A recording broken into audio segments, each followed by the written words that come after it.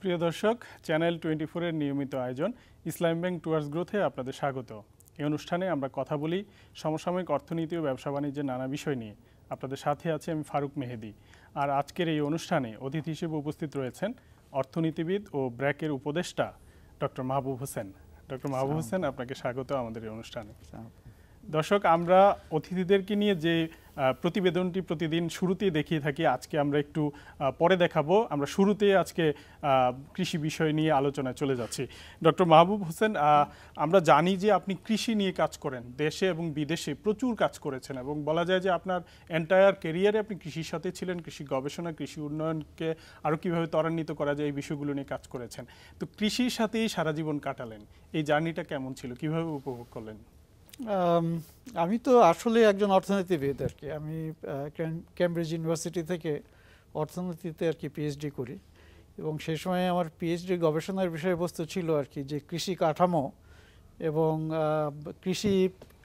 কৃষি উন্নয়নে কেমন প্রভাব ফেলে তার উপরে আর কি।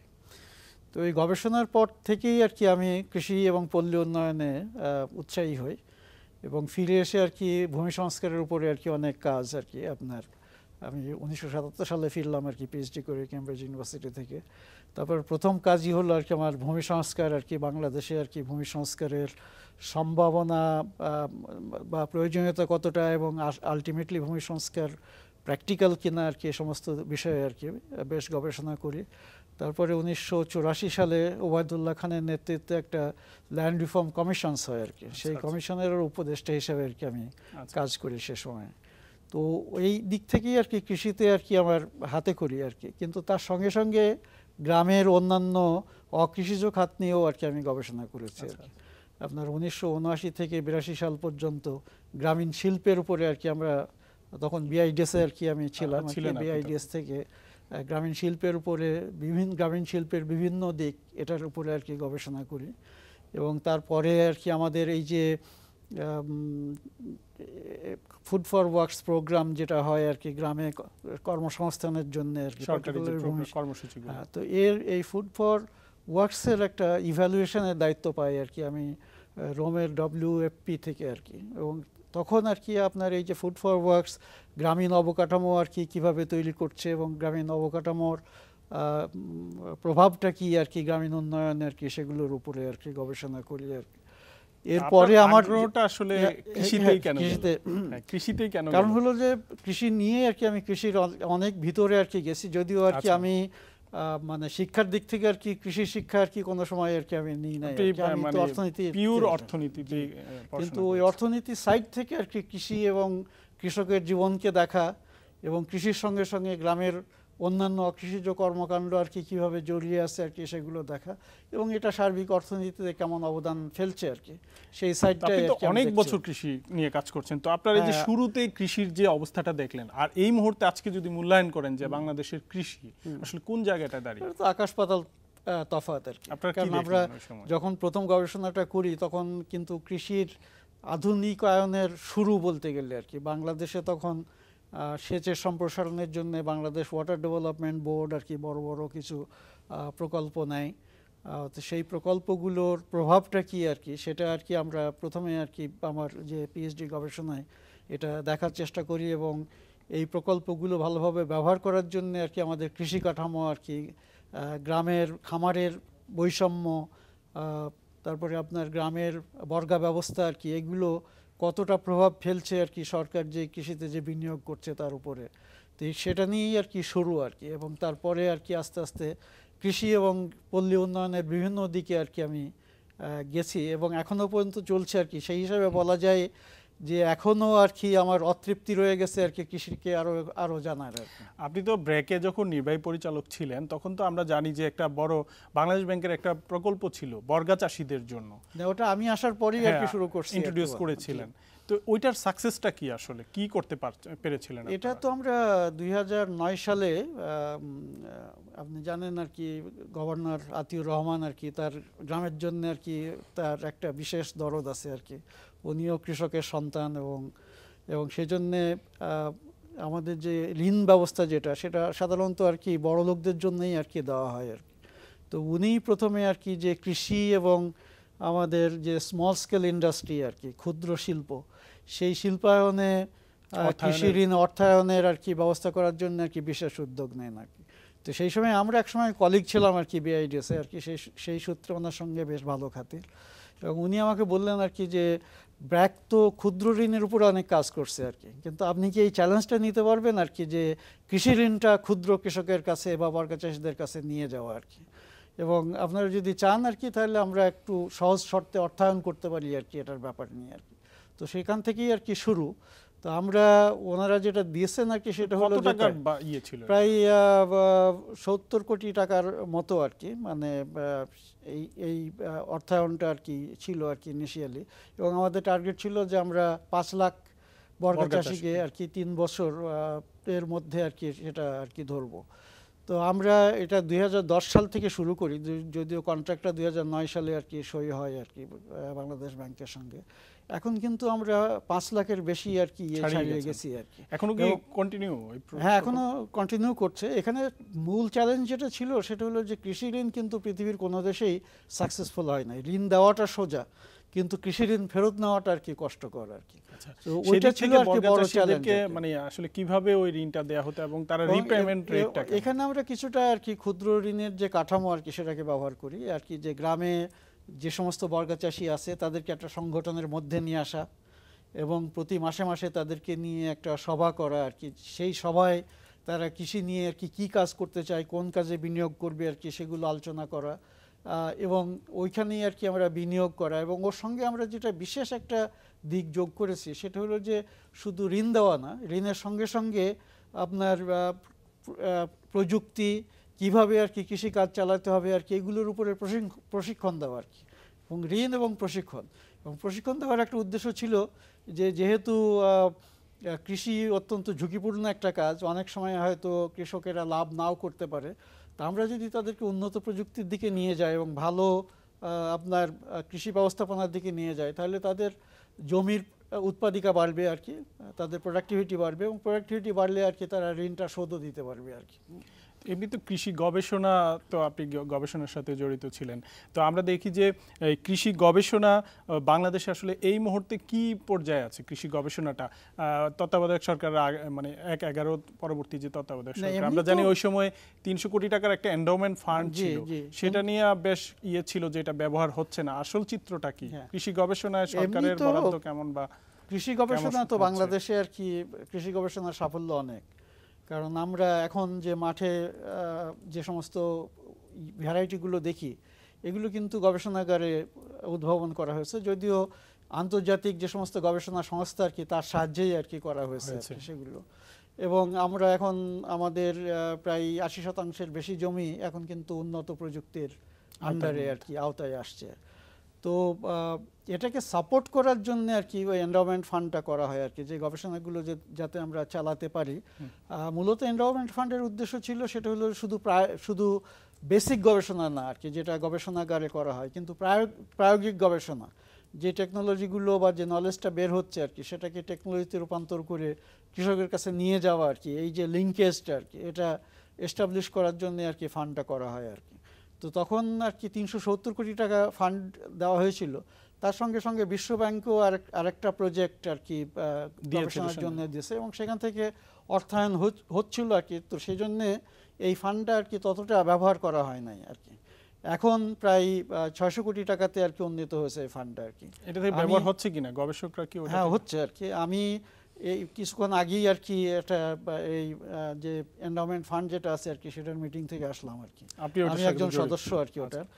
আর এটা ব্যবহার করার জন্য আর কি আমাদের বাংলাদেশ কৃষি গবেষণা ফাউন্ডেশন বলে একটা ফাউন্ডেশন আছে আর কি, এবং তারা এই অর্থগুলো আর কি প্রজেক্ট প্রপোজাল আহ্বান করে সেগুলো যাচাই বাছাই করে বিজ্ঞানীদের আর কি অর্থায়ন করে আর কি সেই ইয়ের ব্যাপারে। তো এখন এবছরে প্রায় 20 কোটি টাকা, কারণ এই এন্ডাওমেন্ট ফান্ডের একটা উদ্দেশ্য ছিল যে ফান্ডটা ঠিক থাকবে আর কি, এবং ফান্ডের যে আয়টা আর কি সেটা আর কি গবেষণার জন্য খরচ করা হবে।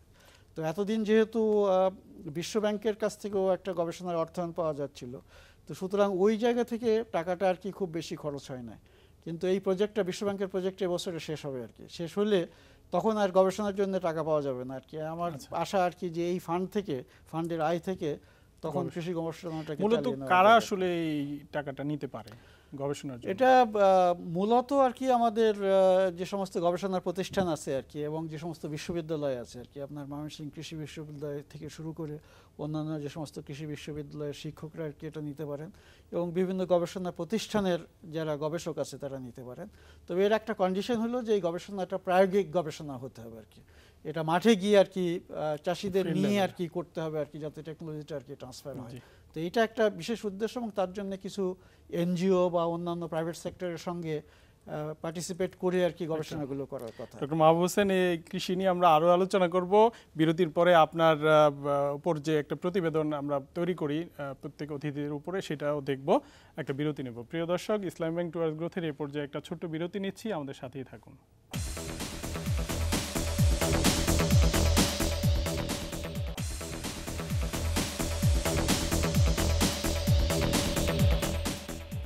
বিরতির পর আবার স্বাগত। দেখছেন ইসলাম ব্যাংক টুয়ার্ডস গ্রোথ। সাথে আছেন কৃষি অর্থনীতিবিদ ও বেসরকারি উন্নয়ন সংস্থা ব্র্যাকের উপদেষ্টা ডক্টর মাহবুব হোসেন।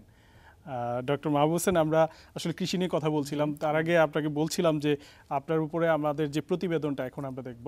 দর্শক, যে প্রতিবেদনটি আমরা তৈরি করেছিলাম আজকের অতিথিকে নিয়ে, এটা এখন দেখব, এরপরে আবার আলোচনায় আসব। ডক্টর মাহবুব হোসেন অর্থনীতিবিদ, তবে কৃষি গবেষণায় বিশেষ অবদান থাকলেও আন্তর্জাতিক পর্যায়ে তার পরিচিতি উন্নয়ন অর্থনীতিবিদ হিসেবেও। একসময় বিশ্বের শীর্ষস্থানীয় বেসরকারি উন্নয়ন সংস্থা ব্র্যাকের নির্বাহী পরিচালকের দায়িত্ব পালনের পর এখন এই পদের উপদেষ্টা হিসেবে কাজ করছেন। জন্ম 1945 সালের 2 জানুয়ারি নদিয়ার কৃষ্ণনগরে। বড় হয়েছেন চুয়াডাঙ্গায়। 1963 সালে এইচএসসি শেষ করেন সে সময়ের পুরনো খ্যাতনামা কলেজ পশ্চিমবঙ্গের কিং এডওয়ার্ড হাই স্কুল থেকে।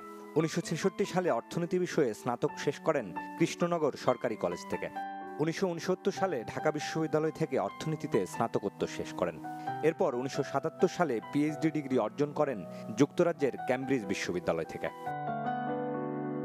ডক্টর মাহবুবের গবেষণার বিষয় ছিল গ্রামীণ দারিদ্র্য, গ্রামীণ শিল্প, ক্ষুদ্র ঋণ, কৃষি উন্নয়ন, বিশেষত কৃষিতে প্রযুক্তির উন্নয়নের দিক। পেশাগত জীবন শুরু করেন 1970 সালে করাচিতে স্টাফ ইকোনমিস্ট হিসেবে। এরপর কাজ করেছেন দেশীয় আন্তর্জাতিক নানা সংস্থায়। দীর্ঘদিন যুক্ত ছিলেন আন্তর্জাতিক ধান গবেষণা ইনস্টিটিউটের সাথে। 1985 সালে নির্বাচিত হন আন্তর্জাতিক খাদ্যনীতি গবেষণা প্রতিষ্ঠান ইপ্রির কৃষিবিজ্ঞানী হিসেবে। এরপর ফিলিপিন্সে অবস্থিত আন্তর্জাতিক ধান গবেষণা ইনস্টিটিউট ইরির সমাজবিজ্ঞান বিভাগের প্রধান হিসেবে নিযুক্ত হন ডক্টর মাহবুব। এছাড়াও বাংলাদেশ উন্নয়ন গবেষণা প্রতিষ্ঠান বিআইডিএস এর মহাপরিচালক হিসেবেও দায়িত্ব পালন করেছেন তিনি। গবেষণা ও উন্নয়ন কর্মকাণ্ডে নিয়োজিত থাকায় 2013 সালে যুক্তরাষ্ট্রের বহুল প্রচলিত ম্যাগাজিন পলিটিক্স অ্যান্ড ইকোনমিক্সে বিশ্বের শীর্ষ 500 জন খ্যাতনামা ব্যক্তির তালিকায় উঠে আসে ডক্টর মাহবুবের নাম। কৃষির উন্নয়নে কাজ করাই অর্থনীতিবিদ এখনও লেখালেখি করে যাচ্ছেন নিয়মিত। গল্পের আদলে তিনি তুলে ধরেছেন এদেশের অর্থনীতির নানা দিক। গ্রামের মানুষ, গ্রামীণ অর্থনীতি, বাংলাদেশের পল্লী উন্নয়ন, সমস্যা ও সম্ভাবনা, the strategy of development in Bangladesh, গরিব দেশে গরিব মানুষ, কিংবা গল্পে গল্পে অর্থনীতি সহ এমন গ্রন্থ লিখেছেন 15টি। বাংলাদেশের খাদ্য নিরাপত্তা, গ্রামীণ উন্নয়ন ও কৃষি অর্থনীতি নিয়ে জাতীয় আন্তর্জাতিক জার্নালে তার গবেষণা প্রকাশ হয়েছে শতাধিক। ডক্টর মাহবুব বলেন, কৃষিক্ষেত্রে সুবিধা পাওয়া উচিত ক্ষুদ্র প্রান্তিক কৃষকের। এক্ষেত্রে কার্যকর নীতি ও গবেষণায় সরকারের মনোযোগ আরও বাড়াতে হবে। তাই নতুন নতুন প্রযুক্তির উদ্ভাবন, কৃষি শিক্ষার মান উন্নয়ন এবং সেচ অবকাঠামো উন্নয়ন নিশ্চিত করা গেলে বাংলাদেশের কৃষিতে ভর্তুকি সহজেই কমে আসবে।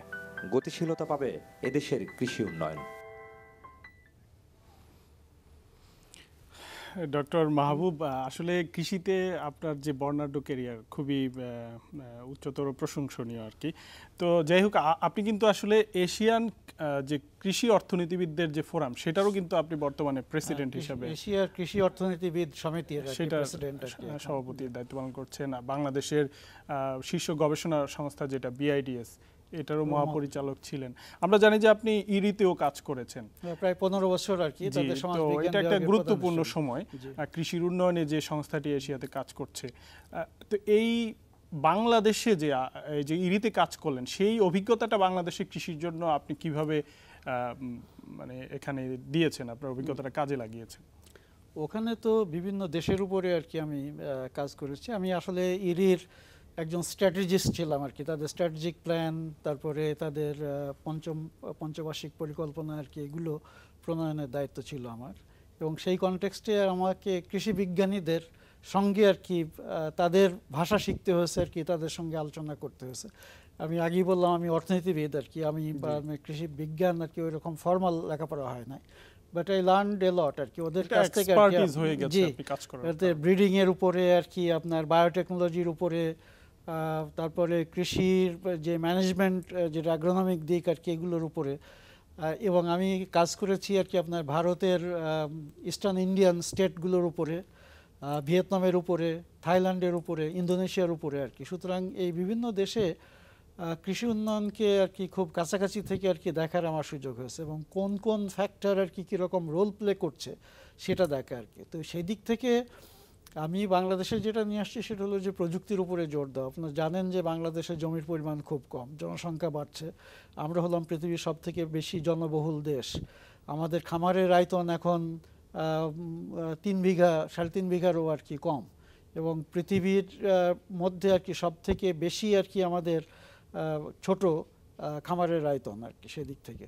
এখন এই অল্প খামার থেকে যদি আর কি আমরা উৎপাদন করতে চাই, তাহলে বিজ্ঞান এবং প্রযুক্তির উপরে জোর দেওয়া ছাড়া আর কোনো গত্যন্তর আর কি আমাদের নাই ভবিষ্যতে। এবং আমরা তো দেখছি যে আমরা গত 20 বছরের যে উন্নতিটা করছি সেটাও আসছে আর কি প্রযুক্তির উদ্ভাবন এবং তার সম্প্রসারণের মধ্য থেকে। এখানে সরকারও একটা ভূমিকা পালন করেছে, মূলত সেচের সুবিধা সম্প্রসারণ, পার্টিকুলারলি সরকার যে বেসরকারি খাতে কৃষির সবকিছুতে একটা উন্নতি কিন্তু হয়েছে। হ্যাঁ, এবং সেটা মূলত আর কি আমাদের কিন্তু বিজ্ঞান ভিত্তিক উন্নয়নই আর কি হয়েছে বলতে গেলে। যদিও আমাদের কৃষকেরা আর কি অতটা লেখাপড়া জানে না, এবং খামারের সাইজ অত্যন্ত ছোট আর কি, তারপরেও আর কি আমরা দেখছি যে প্রযুক্তি ব্যবহারে কিন্তু কৃষকেরা আর কি পিছিয়ে, মানে সবই বলা হচ্ছে কৃষির উন্নতি হয়েছে, সবই ঠিক আছে, কিন্তু তারপরে সরকার বলছে যে কৃষিতে আসলে আমরা মানে খাদ্যে আমরা স্বয়ংসম্পূর্ণ হয়ে গেছি। একজন দীর্ঘদিনের অভিজ্ঞ একজন মানুষ হিসেবে আপনার মূল্যায়ন কি? আমরা কি আসলে খাদ্যে স্বয়ংসম্পূর্ণ? না, আমরা মোটামুটি আমাদের মূল খাদ্য যেটা চাল আর কি, সেটার আর কি আমাদের খাওয়ার পরিমাণ মোটামুটি আর কি এখন না খেয়ে থাকে আর কি এরকম জনসংখ্যা নাই বলতে গেলেই চলে। আমরা স্বাধীনতার সময় দেখছি যে অনেক লোক আর কি হয়তো রাত্রিবেলা আর কি অভুক্ত থেকে আর কি ঘুমাতে যেত, এখন কিন্তু সেই অবস্থাটা নাই আর কি, মূলত চালের ক্ষেত্রে। আর কিছু কিছু আর কি আপনার শাকসবজির আর কি উন্নত প্রচুর হয়েছে, আলু যেমন আর কি প্রচুর আর কি, তৈলবীজের প্রসার এখন হচ্ছে, যদিও আর কি আমরা তেল এখনো বিদেশ থেকে আমদানি করছি, ডাল বিদেশ থেকে এখনো আমদানি করছি। সুতরাং কিছু কিছু নিত্য প্রয়োজনীয় জিনিসের উপরে কিন্তু আমরা এখনো বিদেশের উপরে নির্ভরশীল। তবে চালের ক্ষেত্রে, আমাদের মূল খাদ্যের ক্ষেত্রে আমরা যথেষ্ট এগিয়ে গেছি, এবং আস্তে আস্তে কিন্তু এখন যেহেতু আর কি আমাদের অর্থনৈতিক উন্নতি হচ্ছে, লোকজনের ক্রয় ক্ষমতা বাড়ছে, তারা কিন্তু চাল খাওয়াটা আস্তে আস্তে কমিয়ে দেবে আর কি। এবং চাল খাওয়া কমিয়ে দিয়ে শাকসবজি, মাছ, ডিম, দুধ, মাংস আর কি এগুলোর দিকে আর কি আস্তে আস্তে যাবে। তার ফলে চালের উপরে কিন্তু প্রেশারটা এখন কমবে যদি আমরা অর্থনৈতিক উন্নতির গতিটাকে এইভাবে আর কি ত্বরান্বিত করে রাখতে পারি, এবং তাহলে আর কি চালের ব্যাপারে আমাদের কোনো সমস্যা থাকবে না। কিন্তু পুষ্টিটা এখনো একটা বড় সমস্যা আর কি আমাদের জন্য, কারণ আমরা এই যে সবুজ বিপ্লব করতে গিয়ে কিন্তু ডালটাকে হারাইছি বলতে গেলে। এখন আমাদের ডালের যে মাথাপিছু ভোগ, সেটা কিন্তু যখন কৃষি মানে সবুজ বিপ্লব আসার সময়ের থেকে প্রায় অর্ধেকে নেমে আসছে বলতে গেলে, এবং বিদেশ থেকে আমদানি করছি, ডালের দামও বেশি। সুতরাং গরিব মানুষরা, একসময় তো ডালকে আমরা গরিব মানুষদের প্রোটিন বলতাম আর কি, সেটা কিন্তু অনেকটা কমে গেছে আর কি। এটা একটা নেগেটিভ দিক বলতে গেলে আর কি আমাদের সবুজ বিপ্লবের। তো এখন আমাদের ওই ধরনের শস্য আর কি আমরা কি করে আর কি আমাদের শস্য বিন্যাসের মধ্যে আনতে পারি, এবং তার জন্য কিন্তু গবেষকরা কাজ করছেন আর কি। তারা ওই যে একটা শস্য যত সময় ওঠে, এই সময়টা কিন্তু আস্তে আস্তে কমিয়ে নিয়ে আসছেন আর কি, যাতে দুইটা হয়তো ধান করেও আর কি আমরা তার মাঝখানে প্রযুক্তি ব্যবহার ঘটিয়ে উৎপাদনশীলতা বাড়িয়ে এটা করেছেন। ডক্টর মাহবুব, আমরা এই আলোচনা আবার ফিরবো, একটা বিরতি নেব। প্রিয় দর্শক, ইসলাম ব্যাংক টুয়ার্ডস গ্রোথের এই পর্যায়ে আরেকটা বিরতি নিচ্ছি, আমাদের সাথেই থাকুন।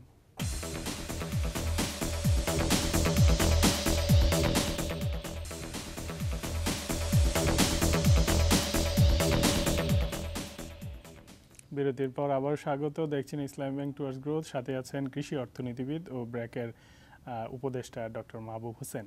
ডক্টর হোসেন, আমরা কৃষির নানা বিষয় নিয়ে কথা বলছিলাম। তো আমরা দেখি যে গত কয়েক বছরে কিন্তু কৃষির যে কাঙ্ক্ষিত প্রবৃদ্ধি, যেটা লক্ষ্যমাত্রা ছিল, সেটা থেকে একটু কিন্তু কম হয়েছে। অনেকে বলেন যে আসলে কৃষি পণ্যের দাম না পাওয়ার কারণে কৃষকের এক ধরনের কি বলে আগ্রহ কমে যাচ্ছে। আপনার কি মনে হয়? না, সেটা তো আছে আর কি। পার্টিকুলারলি আপনার 2011 সালের পর থেকে আর কি কৃষি পণ্যের দাম অনেক কমে যায় আর আমাদের 2009 থেকে 2011 সালে আর কি কিন্তু বাংলাদেশের কৃষি আর কি খুব ভালো করেছিল। কারণ আমি আগেও বলতাম আর কি যে আমাদের দেশে কৃষি ভালো করছে কিন্তু কৃষক ভালো নেই আর কি, কারণ তারা কৃষি পণ্যের দাম পায় না। সুতরাং তাদের নিজেদের যে জীবনধারার যে উন্নতি আর কি সেটা ততটা হয় না। কিন্তু আপনার 2008 সালের যে খাদ্য সংকটটা হলো, তারপর থেকে কিন্তু কৃষি পণ্যের দাম বাড়ে যথেষ্ট, এবং আমরা দেখছি যে কৃষক ভালো দাম পেয়ে আর কি তারা উৎসাহী হয়, এবং যেখানেই যতটা সুযোগ আছে আর কি সেই সুযোগের ব্যবহার করে তারা উৎপাদন বাড়িয়েছে। কিন্তু 2011 সালের পর থেকে হঠাৎ করে আর কি কৃষি পণ্যের দাম আবার কমে যায় আর কি, এবং তার ফলে কৃষি আর ততটা লাভজনক আর কি থাকে না। তো এইটা একটা দিক আর কি, কিছুতে কৃষিতে কিছুটা এন্ড ইউজার লেভেলে কিন্তু বেশি দাম দিয়ে কিনতে হয়, বিশেষ করে খুচরায় কিন্তু পণ্যের দাম বেশি। তো এখানে কি বাজার ব্যবস্থাপনার ত্রুটি এটা তো আছে আর কি। এখন মানে আমাদের একটা বড় চ্যালেঞ্জ হলো যে কৃষককে কি করে বাজারের সঙ্গে আমরা সম্পৃক্ত করতে পারি, কারণ এখনো ভোক্তা এবং কৃষকের মধ্যে অনেক মধ্যস্বত্বভোগী আছে আর কি, যারা এই যে ভোক্তা যে দামে কেনে এবং কৃষক যে দামে বেচে তার মধ্যে যে লাভটা আর কি এটা অনেকটা আর কি মধ্যস্বত্বভোগীরা নিয়ে যায়। তো এই জন্য আর কি কৃষককে বাজারের সঙ্গে সম্পৃক্ত করা, পার্টিকুলারলি আমরা এখন আপনাকে আগেই বলছিলাম যে ভেজিটেবল, আলু ইত্যাদি পচনশীল দ্রব্যের উৎপাদন কিন্তু প্রচুর বেড়েছে আর কি, এবং এগুলো একটা বিশিষ্ট সময়ে বাজারে আসে, এবং যেহেতু সব উৎপাদন একসঙ্গে বাজারে আনা হয় দামটা পড়ে যায় আর কি। আমরা টমেটোর কথা এক সময় দেখি, টমেটো এবং গত বছর আমরা যেটা দেখলাম আলুর কিন্তু বাম্পার ফলন, তারপর আলু চাষিরা অনেক সময় ফেলে দিচ্ছে আর কি, এত কম দাম আর কি। টমেটো অনেক সময় আর কি একই বছরের মধ্যে আর কি 80 টাকা থেকে 2 টাকা আর কি এই দামের হয়। এখন এগুলো করতে গেলে আর কি আপনার এই পার্টিকুলারলি পচনশীল দ্রব্যের এর সংরক্ষণ ব্যবস্থা আর কি, মানে সেটা কিভাবে করা সেটা তো বিভিন্ন দেশে আর কি কোল্ড স্টোরেজ আর কি, আমাদের তো আলুর জন্য কোল্ড স্টোরেজ আছে কিন্তু বিভিন্ন ভেজিটেবলের জন্য যে স্পেসিফিক কোল্ড স্টোরেজ সেগুলো নয়, এবং আলুরও কোল্ড স্টোরেজ আর কি খুব বেশি মানে যথেষ্ট না আর কি আমাদের যে পরিমাণে আর কি আলু আসে। তো এই কোল্ড স্টোরে বিনিয়োগটা একটা জিনিস, এবং প্রসেসিং করা আর কি, কারণ ভেজিটেবল আপনি যদি কোল্ড স্টোরেজে রাখতে চান তাহলে কিন্তু আগে কিছু প্রসেসিং আর কি আপনার ময়েশ্চার দূর করা ইত্যাদি, প্যাকেজিং করা, এই সমস্ত জিনিসপত্রে আর কি এটাতে বিনিয়োগ করতে হবে। তা বিভিন্ন দেশে আর কি আমরা দেখি বিনিয়োগগুলো কিন্তু প্রাইভেট সেক্টর করে আর কি, বেসরকারি খাত করে, এবং যে সুপার মার্কেট আছে আর কি তার সঙ্গে লিঙ্ক করে আর কি এগুলো বাজারজাতকরণের ব্যবস্থা হয়। বাংলাদেশের যেটা বড় সমস্যা সেটা হলো যে এই যে স্টোরেজগুলো যদি আমরা ব্যবহার করতে চাই, পার্টিকুলারলি কোল্ড স্টোরেজ, তাহলে কিন্তু আপনার নিরবচ্ছিন্ন বিদ্যুৎ থাকতে হবে আর কি, 24 ঘন্টা বিদ্যুতের সরবরাহ থাকতে হবে। তো সেটা তো বাংলাদেশে হয় না, কারণ হলো যে বিদ্যুতের ঘাটতি একটা আছে, বিভিন্ন জায়গায় আর কি আপনার ঘাটতি আছে। সুতরাং কৃষিকে ওইভাবে অগ্রাধিকার দেওয়া, পার্টিকুলারলি সংরক্ষণ, এবং এর জন্য কিন্তু বেসরকারি খাতের বিনিয়োগটা এগিয়ে আসছে না, কারণ এটা এই খাতে বিনিয়োগ করতে গেলে এখন হয়তো আপনার ডিজেলের ব্যবহার করতে হতে পারে আর কি, জেনারেটর দিয়ে আর কি চালানো, এমনিতে তো আপনার খরচ অনেক বেশি। হিমাগার একটা অনেক এক্সপেন্সিভ একটা ব্যাপার, কস্টলি একটা ব্যাপার, কিন্তু রিসেন্টলি আমরা দেখলাম রাজশাহীতে একটা দেশীয় প্রযুক্তিতে আবিষ্কার করা হয়েছে 1 কোটি টাকার যে হিমাগার তৈরি করতে লাগতো সেটা এখন লাগছে 12 লাখ টাকা, এবং এটা পরীক্ষা পর্যায়ে আছে এবং বাংলাদেশ ব্যাংক অর্থায়ন করেছে। এই ধরনের প্রযুক্তিগুলোকে কিভাবে আসলে আরো বেশি মাত্রা নিয়ে আসা যায়? প্রতিষ্ঠান আছি ব্র্যাকিও আর কি আমরা এখন পরীক্ষা নিরীক্ষা করছি আমরা 4 বছর আগে থেকে, কারণ এখন আপনার নেদারল্যান্ডে আর কি তারা একটা মানে কম ক্ষমতা সম্পন্ন কোল্ড স্টোরেজ করছে, এখন আর অত বড় কোল্ড স্টোরেজ করার দরকার নেই, কিন্তু এখানে ওই পাওয়ারের সাপ্লাইটা আর কি ইজ এ মেজর কনস্ট্যান্ট আর কি। তো সেক্ষেত্রেও আর কি আমরা চিন্তা করছিলাম আর কি যে সোলার পাওয়ারের সঙ্গে আপনার বিদ্যুৎ আর কি, যে সময় বিদ্যুৎ থাকবে না সে সময় সোলার পাওয়ারটাকে অ্যাক্টিভেট করে এটা চালানো যায় কিনা। তো সেই জন্য সোলার টেকনোলজির আর কি এখন যে এক্সপানশনটা হচ্ছে আমার মনে হয় খুব তাড়াতাড়ি আর কি আমরা এই সমস্যাটা এই বিদ্যুৎ এবং সোলার পাওয়ারের আর কি যোগ সাজসে ছোট ছোট কোল্ড স্টোরেজ আর কি, যেমন একটা হয়তো একটা গ্রামেই একটা কোল্ড স্টোরেজ করা, অথবা গ্রামের পাশে যে বাজারটা আছে সেই বাজারে একটা কোল্ড স্টোরেজে বিনিয়োগ করা, এগুলো থেকে আর কি আমরা দেখবো আর কি যে দেশ এগিয়ে যাচ্ছে আর কি। তো এই যে টেকনোলজি যে কৃষক নেবেন, তো কৃষকের তো আসলে আর্থিক একটা ব্যাপার আছে। আমরা দেখি যে টেকনোলজি অ্যাডাপ্ট করার জন্য যে ধরনের আর্থিক সক্ষমতা দরকার সেটা অনেক কৃষকেরই নেই, এবং অনেক অনেক দাম দিয়ে আসলে ওই টেকনোলজি তাকে নিতে হয়, সেটা তো কস্ট ইফেক্টিভ হয় না। এই ক্ষেত্রে আসলে সরকারের করণীয় আছে কিনা, বা আর্থিক প্রতিষ্ঠানগুলো কিছু করতে পারে কিনা? একটা তো হলো যে টেকনোলজি যে ডেভেলপমেন্ট যেগুলো আর কি, সেটার যে বিনিয়োগটা আর কি, সেটা সরকারকে করতে হবে আর কি। আমাদের দেশে তো বড় আকারে খামার নাই, আমেরিকাতে যেমন 400-500 একরের আর কি এক একটা খামার আর কি, সেখানে এই খামারই তারা গবেষণার জন্য আর কি বিনিয়োগ করতে পারে আর কি তাদের নিজেদের। আমাদের দেশে তো ছোট ছোট খামার আর কি, সুতরাং গবেষণাতে বিনিয়োগটা আর কি সরকারকেই করতে হবে প্রযুক্তির উদ্ভাবনের জন্য আর কি। প্রযুক্তি বলতে আর কি আমি শুধু উন্নত জাতের ফসল বলছি না আর কি, তার সঙ্গে সঙ্গে আর কি আপনার যান্ত্রিক প্রযুক্তি যেগুলো আর কি, সেগুলোরও উদ্ভাবন এবং এগুলো টেস্টিং, এগুলো সরকারকে করতে হবে আর কি। কিন্তু চাষির কাছে নিয়ে যেতে গেলে এখানে বেসরকারি খাতের কোনো গত্যন্তর, কারণ বিনিয়োগটা আর কি কিন্তু বেসরকারি খাতই করবে আর কি। সরকারের তো সামর্থ্য সীমিত। আমরা যদি সরকারকে বলি আর কি, এখানে কিন্তু খুব ধীরে ধীরে আর কি আগাতে হবে আর কি। কিন্তু আমাদের যে প্রয়োজনটা, হ্যাঁ, প্রাইভেট সেক্টরকে আগাতে হবে, কিন্তু এখানে সরকারের একটা এনেবলিং এনভায়রনমেন্ট সৃষ্টি করা আর কি, যাতে প্রাইভেট খাত আর কি বেসরকারি খাত বিনিয়োগে এগিয়ে আসে, সেটা দেখাটা আর কি সরকারের দায়িত্ব। তার সঙ্গে সঙ্গে এই যে কৃষি ঋণের মতো জিনিস আর কি, কারণ এখন আধুনিক কৃষি ব্যবহার করতে গেলে সারের উপরে খরচ করতে হয়, সেচের উপরে খরচ করতে হয়, উন্নত বীজ কিনতে হয়। সুতরাং আগে যেমন কৃষক নিজের পকেটের পয়সা দিয়ে আর কি কৃষি চালাতো, এখন তো বাইরের এক্সপেন্সেসটা লাগে।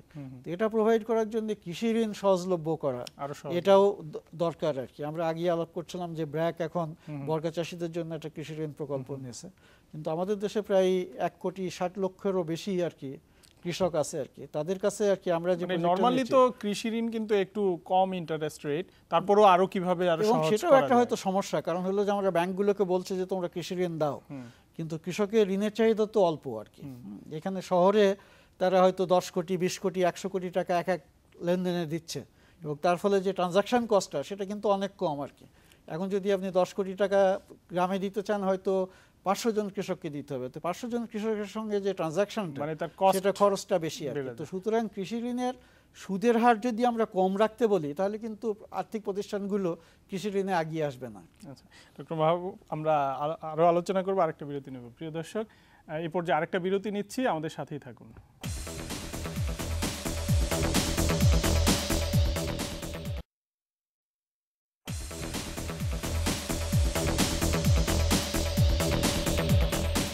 বিরতির পর আবার স্বাগত। দেখছেন ইসলামী ব্যাংক টুয়ার্ডস গ্রোথ, সাথে আছেন অর্থনীতিবিদ ও ব্র্যাকের উপদেষ্টা ডক্টর মাহবুব হোসেন।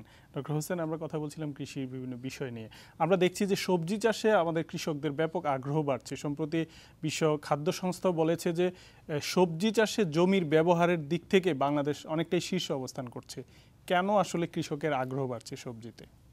এটা কিছুটা আমি বলবো যে অর্থনৈতিক উন্নয়নের একটা ফল, আর কিছুটা হলো যে প্রযুক্তির উন্নয়ন আর কি। এখন যেমন শাকসবজির বীজ আর কি, হাইব্রিড যে জাতের বীজ আর কি, অত্যন্ত উচ্চ ফলনশীল বীজ আমরা এখন বিদেশ থেকে আমদানি করছি আর কি। সেক্ষেত্রে সবজি সারা বছরে, আগে তো শুধু শীতকালে আর কি সবজি হতো, এখন সারা বছরে হয় আর কি এরকম বীজও আর কি বের হয়ে গেছে। এক্ষেত্রেও অনেক সবজি সারা বছর, হ্যাঁ, এবং এক্ষেত্রে গবেষণার অবদানটা অনেক বেশি আর কি। আর তার সঙ্গে সঙ্গে অর্থনৈতিক উন্নয়নের অবদান আর কি এই হিসাবে যে এখন যেহেতু আর কি আমাদের অবস্থা ভালো হচ্ছে, আমাদের কিন্তু শাকসবজির চাহিদা বাড়ছে আর কি। সুতরাং এখন ক্রেতারা অনেক বেশি দামে শাকসবজি কিনতে ইচ্ছুক আর কি, কারণ তারা শাকসবজি খেয়ে আর কি এখন আমাদের পুষ্টির ব্যাপারে আর কি আমাদের আগ্রহ বাড়ছে আর। সুতরাং মানে ডিমান্ড সাপ্লাইয়ের ব্যাপারটা এখানে বাড়ার জন্য এখন কৃষকরা দেখছে যে আমি যদি এখন যোগানটা বাড়াই আর কি, তাহলে ভালো দাম পাবো। আগে যেহেতু মার্কেটটা ছিল না আর কি, বেশি তৈরি করতে গেলে দাম পড়ে যেত আর কি। সুতরাং এটাও একটা কারণ আর কি। দুই দিক থেকেই আর কি আমরা দেখছি যে এখন সবজি চাষ বাংলাদেশে আর কি ব্যাপক হারে আর কি প্রসার হচ্ছে। তো একটা সময় বলা হতো আর কি যে হাইব্রিডের কারণে আমাদের লোকাল যে ভ্যারাইটিগুলো হারিয়ে যাচ্ছে, এবং একদিন আসলে ডিপেন্ডেন্সি বেড়ে যাবে হাইব্রিডের উপর। এটা অনেকটা সাস্টেনেবল হবে না, ক্ষতির কারণ হতে পারে কৃষির জন্য। আপনার কি মনে হয়? আমি অনেক সময় বলি আর কি, সেটা হলো যে আধুনিকতার সঙ্গে এগুলো আসবেই। আমরা যেমন আমাদের ছোটবেলাতে আমাদের দাদি নানিরা আমাদের জন্য পোশাক তৈরি করতো আর কি, হ্যাঁ, বাড়িতে আর কি সেলাই করতো। এখন তো আর কি আমরা বিদেশি পোশাক পরছি আর কি, হ্যাঁ। তার মানে না যে আমি আগে স্বাবলম্বী ছিলাম আর কি, এখন আর কি বাইরের উপরে নির্ভরশীল হয়ে গেছি আর কি। যদি কম্পিটিশনটা থাকে তাহলে কিন্তু সমস্যা না আর কি, কিন্তু মনোপলি, হ্যাঁ, মনোপলি থাকলে সমস্যা। আর আপনি যেটা বললেন আর কি সেটা হলো যে আমরা যেমন হাইব্রিড বীজে আর কি অনেক বেশি ফলন পাচ্ছি আর কি। এখন এই বীজটা কি করে আমরা আমাদের নিজেদের দেশে তৈরি করতে পারি আর কি, তার জন্য আর কি গবেষণার ব্যবস্থা করা। এখন বিদেশ থেকে আমদানি করছে, কিন্তু এগুলো আর কি আমরা যদি নিজেরা তৈরি করি তাহলে বিদেশে যে সমস্ত মাল্টি ন্যাশনালরা এগুলো বিক্রি করছে তারা কিন্তু তখন আর কি বাজার হারাবে, কারণ আমাদের দেশেই আর কি আমরা এগুলো আর কি তৈরি করতে পারি। হাইব্রিড ধানের ক্ষেত্রেও আর কি একই জিনিস প্রযোজ্য আর কি। তো আমরা সবজি কিন্তু অনেক উৎপাদন করছি এবং ইউরোপ এবং মধ্যপ্রাচ্যে কিন্তু ব্যাপক চাহিদা আছে রপ্তানি, কিন্তু কাঙ্ক্ষিত মাত্রায় কিন্তু রপ্তানিটা করা যাচ্ছে না। বিশেষ করে ইউরোপে ফুড সেফটিটা খুব গুরুত্বের সাথে দেখা হয়, আমাদের সবজিতে অনেক সময় বলা হয় যে কেমিক্যাল দেওয়া হচ্ছে। এই বিষয়গুলো আসলে কিভাবে প্রতিরোধ করা সম্ভব, রপ্তানি বাড়ানো সম্ভব? একটা তো হলো যে আমাদের দেশে কিন্তু এখনো সবজি উৎপাদনের সম্ভাবনা অনেক বেশি, এবং আমাদের যেহেতু মাটিটা খুব ভালো, কিন্তু সবজি খেতেও স্বাদ আর কি অন্যান্য দেশের তুলনায়, মানে একই ধরনের সবজি আর কি বাংলাদেশের সবজির খেতে ভালো আর কি। এবং আমরা তো এখন আমাদের যে চাহিদা মিটিয়ে আর কি আমাদের উদ্বৃত্ত থাকছে, এবং এই উদ্বৃত্তটা যদি আমরা বিদেশে রপ্তানি করতে পারি তাহলে কিন্তু কৃষক আরও আগ্রহ পাবে আর কি সবজি উৎপাদনের। কিন্তু আপনি যেটা বললেন সেটা হলো যে বিদেশি ভোক্তার কাছে কিন্তু ফুড সেফটিটা খুবই বেশি ইম্পর্ট্যান্ট জিনিস। তারা কম দাম কিন্তু যদি সেফ না হয় আর কি তারা কিন্তু কিনবে না আর কি। সুতরাং সেফটিটা খুবই ইম্পর্ট্যান্ট, এবং এইটা নিশ্চিত করতে গেলে আমরা কিন্তু একা বিদেশি বাজারে ঢুকতে পারবো না আর কি। কারণ এইখানে যে আস্থাটা দরকার আর কি, যে আমার এই যে ফুডটা সেফ কিনা সেটা এনশিওর করা, এই আস্থাটা আর কি বাংলাদেশের রপ্তানিকারকদের উপরে তারা রাখতে পারবে না।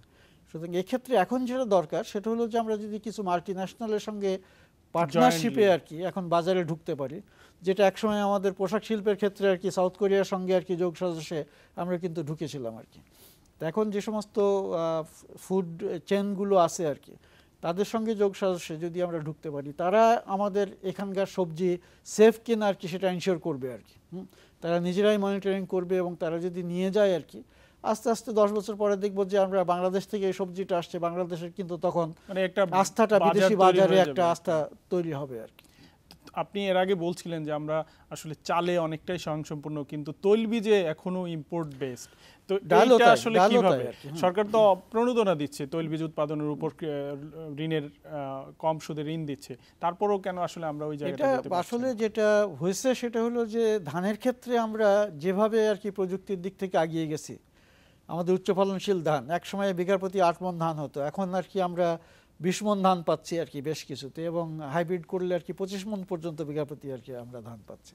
তো এই যে ফলনটা যেটা বাড়ছে তার জন্য কৃষকের কিন্তু উৎপাদিকা শক্তি বাড়ছে, লাভও বাড়ছে আর কি। কিন্তু ডাল এবং তৈলবীজে কিন্তু ওই ধরনের টেকনোলজিক্যাল প্রোগ্রেস হয় নাই আর কি, কারণ টেকনোলজির দিক থেকে এই শস্যগুলো আর কি অনেক পিছিয়ে আছে। রিসেন্টলি আর কি আমাদের সরিষার আর কি বেশ কিছু উচ্চ ফলনশীল জাত আবিষ্কার হয়েছে, এবং তার জন্য আর কি আমরা সরিষার সম্প্রসারণটা এখনো দেখছি।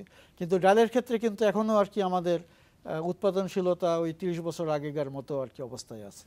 তো এখন এই শস্যগুলোর উপরে আর কি এখন আমাদের গবেষণায় জোর দিতে হবে। শুধু তা না আর কি আমরা একটা সিস্টেমের মধ্যে এটাকে ফিট করতে পারি কিনা, হয়তো কোনো এক সময় আর কি 2 মাসের জন্য জমিটা খালি পড়ে আছে, আমি যদি আরেকটু নতুন জাত করে যদি আমি আরো 1 মাস সময়টা বাড়াতে পারি, তাহলে 3 মাসের মধ্যে আর কি আমি হয়তো কম উৎপাদনশীল বা কম লাভজনক ফসলের মধ্যে ঢুকিয়ে দিতে পারি আর কি। এই স্ট্র্যাটেজিটা আমাদেরকে নিতে হবে আর কি, এবং এখন ডাল এবং তৈলবীজ আর কি এগুলোর উপরে কিন্তু আমাদের অবশ্যই মনোযোগ দিতে হবে। ডক্টর মাহবুব, আমরা খুব শেষ পর্যায়ে চলে এসেছি অনুষ্ঠানের। অল্প কথায় যদি বলেন যে জলবায়ু পরিবর্তনের চ্যালেঞ্জ কিন্তু আমাদের কৃষিতে আছে, যদি অল্প কথায় বলেন এই চ্যালেঞ্জ কিভাবে মোকাবেলা করবে? একটা তো সবথেকে বড় চ্যালেঞ্জ যেটা আর কি, যেটা বলা হচ্ছে যে আগামী 50 বা 100 বছর পরে আর কি সমুদ্রপৃষ্ঠের উচ্চতা প্রায় 1 মিটার মতো আর কি উঠে যাবে আর কি, এবং সেটা যদি হয় তাহলে আমাদের উপকূলবর্তী অঞ্চলে মানে লোনা পানি আরও বেশি ঢুকবে, এমনিই তো এখন ঢুকছে আর কি, এবং আমাদের মোট জমির প্রায় 17% আর কি জমি লোনা পানিতে আর কি তলিয়ে যাবে। তো এমনিই তো আর কি আমাদের জমি কম আর কি, ওই জমিটা যদি তলিয়ে যায় তো অবশ্যই আর কি আমাদের আরও কম জমি থেকে আর কি বেশি উৎপাদন করতে হবে আর কি, সেটা একটা বড় চ্যালেঞ্জ। এখন এই জায়গাগুলোকে আর কি আমরা লোনা পানি ঢোকানোর থেকে আর কি রক্ষা করতে পারি কিনা, আমাদের যে কোস্টাল বাঁধগুলো যেগুলো আছে আর কি সেগুলোকে শক্তিশালী করা, সেগুলো রেগুলার মেনটেনেন্স, এবং এটা তো রাতারাতি হবে না আর কি, আমরা 50-100 বছর সময় পাচ্ছি, সুতরাং আস্তে আস্তে ইনভেস্ট করে আর কি এগুলোর উচ্চতা বাড়ানো, এদিকে আর কি নজর দিলে আর কি আমরা সুবিধা আর কি। ডক্টর মাহবুব, অসংখ্য ধন্যবাদ আমাদেরকে সময় দেওয়ার জন্য। প্রিয় দর্শক, শেষ করব ইসলামী ব্যাংক টুয়ার্ডস গ্রোথ। দেখা হবে আগামী পর্বে হয়তো অন্য কোনো অতিথির সাথে। সে পর্যন্ত ভালো থাকুন, সুস্থ থাকুন।